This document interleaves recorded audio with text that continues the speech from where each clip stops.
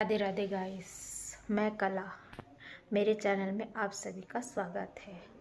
आशा करती हूँ आप सभी स्वस्थ और मस्त होंगे।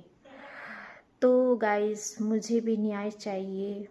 मुझे तो ये सब पता नहीं था सचिन और मनीषा का, लेकिन मैं चैनल में अपनी बात रखने के बाद ये सब की कहानी आ रही, तो मैंने भी सोचा चलो कि जो मेरे साथ हुआ वो किसी के साथ ना हो। तो चलिए, मेरे जो किस्सा में है, जो मेरे सास थी, जैसे कि इसमें सुनने मिल रहा है कि मेरी बड़ी बहू, तो बड़ी बहू है जो इसकी जगह कोई नहीं ले सकता है ना, और इन दोनों को अलग नहीं कर सकते हैं।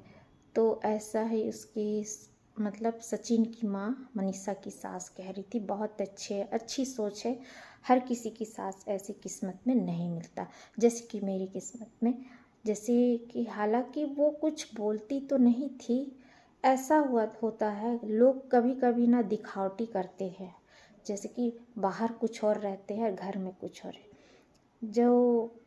जब हमारे ये नहीं रहते थे, जैसे सवेरे निकल जाते थे, तो मेरी क्या नई नई शादी हुई थी, तब मेरी सासू माँ तैयार होते होते मुझे बहुत सुनाती थी। मुझे डायरेक्ट ही सुनाती थी, लेकिन वो अपने बेटे को कहती थी कि अभी कुछ काम धाम नहीं है, ऊपर से एक को लेकर आके बैठा दिया है, यही सब बहुत सारी बातें।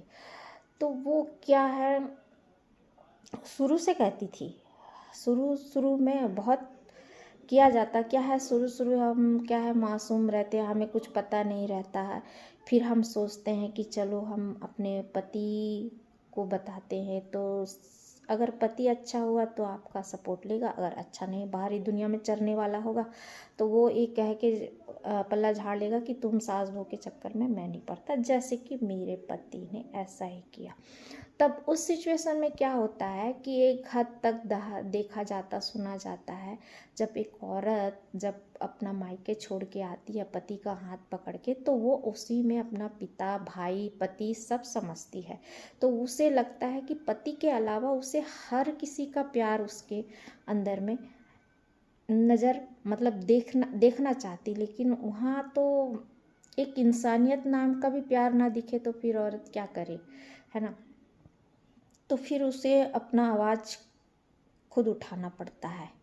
तो वही है, इस सिचुएशन में तो मनीषा खुशकिस्मत है। अब ये देखा जाए कि यह सही में मनीषा की माँ सच में ऊपर से बोल रही है कि अपने बेटे की बचाव के लिए अपने बहू के तरफ हो रही है कि क्या है, ये तो आने वाला वक्त ही बताएगा। तो गाइस, मैंने अपनी पर्सनल लाइफ को मनीषा और सचिन की कहानी के सामने बीच में मैंने अपने पर्सनल लाइफ को रखा है, क्योंकि मैं तो सोच रही थी कि मैं अपनी पर्सनल लाइफ यहाँ पे पूरा रखूँगी, क्योंकि मुझे भी न्याय चाहिए, क्योंकि मैं जिस दर्द से झेल रही हूँ, जो मुझे मेरा जो केस कोर्ट कचहरी में जो सामने वाले ने फंसा के बहुत आराम से रह रहे हैं, तो मुझे भी न्याय चाहिए गाइस। इसलिए मुझे मेरे चैनल को सब्सक्राइब करके सपोर्ट कीजिए, ताकि मैं अपनी बात यहाँ पर आकर रख सकूँ। तो मनीषा, हम सब आपके साथ हैं, ये लड़ाई बीच में मत छोड़िएगा। धन्यवाद।